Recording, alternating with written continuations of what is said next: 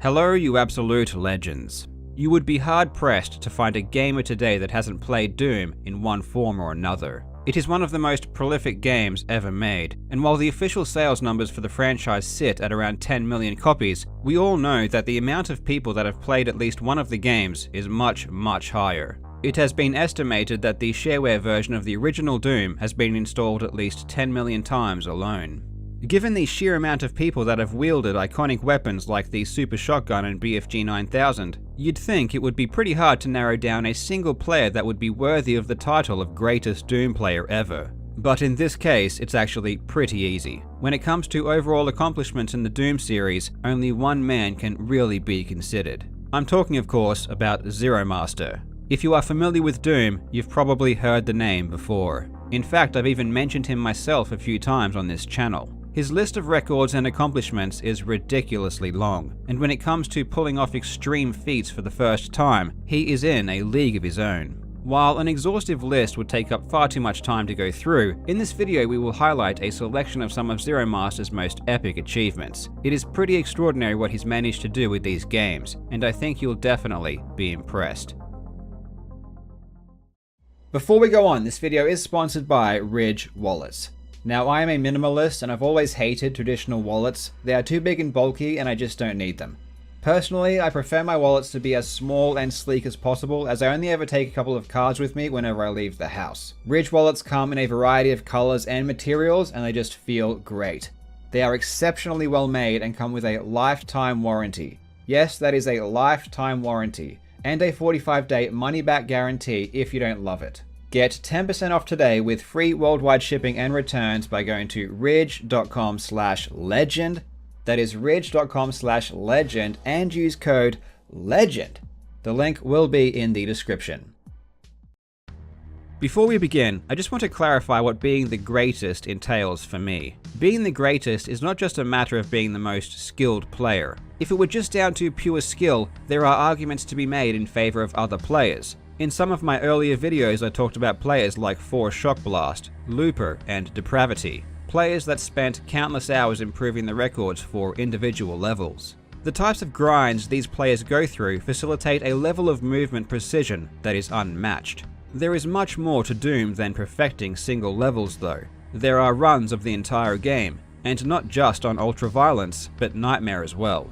I also consider overall contribution to the game, whether that comes in the form of finding new strategies or doing something that no one has ever done before.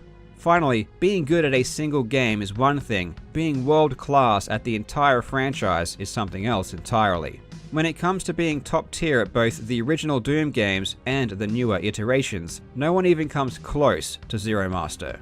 What may be surprising is that the 29-year-old Norwegian came into the Doom speedrunning scene relatively late. He had played Doom 1 and 2 during his younger years, but it wasn't until around 2011 that his interest in speedrunning was finally sparked. After being dissatisfied with the lack of challenge in the first-person shooters he was playing, he sought after a more worthy foe. Doom 2 on the Nightmare difficulty came to mind. It had been something he had tested the waters on previously, but never quite finished. He searched for a playthrough of the game and stumbled across a speedrun by the player Henning Skogstø.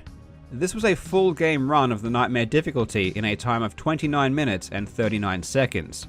Zero Master was blown away by the run, and his increased interest in Doom runs led him to eventually watch speedruns of Doom during the Awesome Games Done Quick marathons. Most notably, the run of Final Doom the Plutonia Experiment by Dime during AGDQ 2014. This was the straw that broke the camel's back, and in June of 2014, Zero Master began speedrunning Doom. It was immediately obvious he was a natural. A mere 2 months later in August, he attained his first world record, beating the entire episode of the Plutonia Experiment on Ultraviolence in 25 minutes.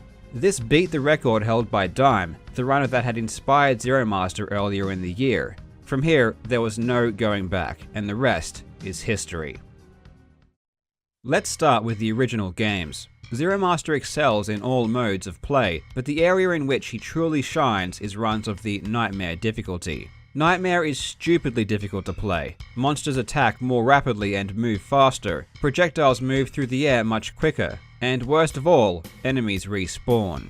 When it was programmed into the game, id Software never really intended people to actually beat it. It was basically a joke meant to hush people who complained that ultraviolence was too easy.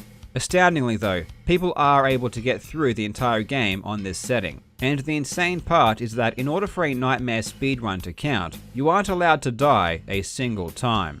The use of saves is also disallowed. You need to beat every single level in a single sitting without a single death, which is something that only a handful of players have ever done on the original games.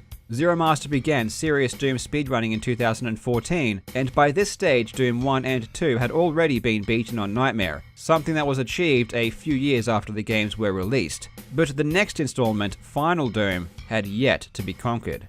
Final Doom was the third Doom game in the series, released by id Software in 1996. It contained two 32-level episodes called TNT, Evolution, and the Plutonia Experiment. Final Doom is much more difficult than Doom 1 and 2, and as such, getting through entire episodes on Nightmare remained a feat that no one had executed in the 20 years since the game came out. In 2015, Zero Master became the first person to do so, beating the Plutonia Experiment on Nightmare in 43 minutes and 57 seconds. He followed this up by beating TNT in 2016 with a time of 1 hour and 23 minutes, something that to this day has not been replicated.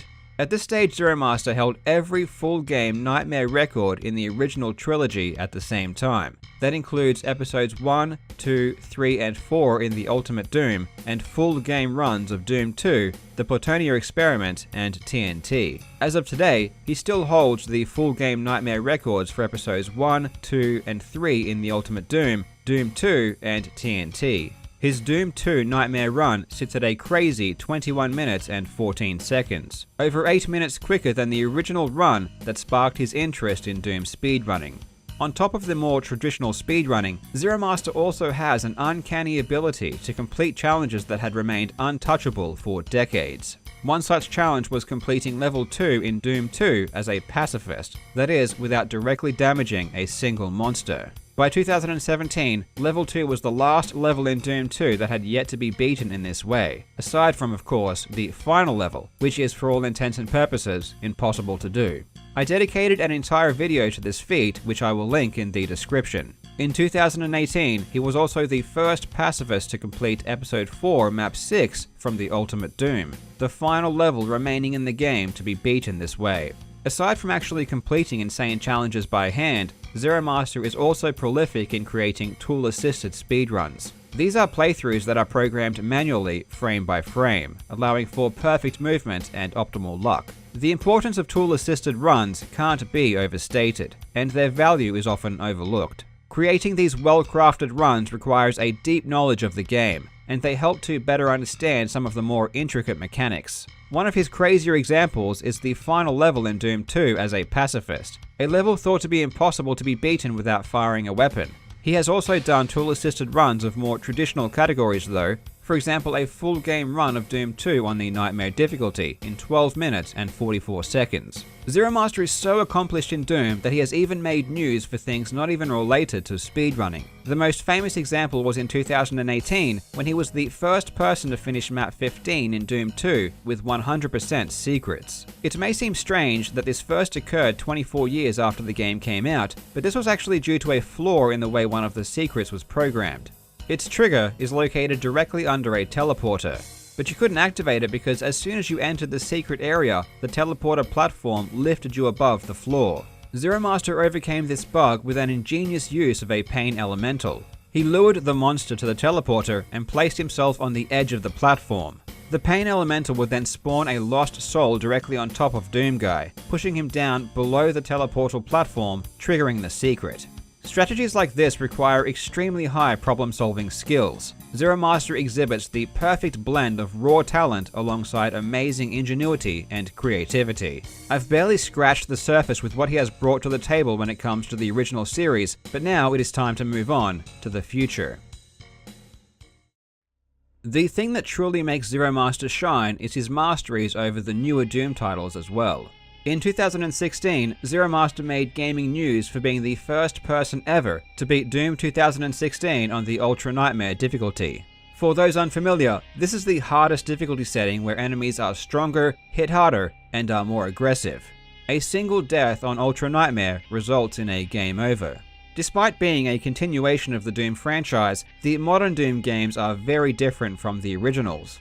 Being able to master both forms highlights just how well-rounded Zero Master is. After Doom Eternal was released earlier in the year, again Zero Master was at the forefront of its most difficult challenge. In the Ultra Nightmare 100% category, he claimed the world record on multiple occasions. If you've seen Ultra Nightmare runs of Doom Eternal, you'll understand how crazy they are. At one point or another, Zero Master has held the full game world record on the hardest difficulty for the Ultimate Doom, Doom 2, both episodes of Final Doom, Doom 2016, and Doom Eternal.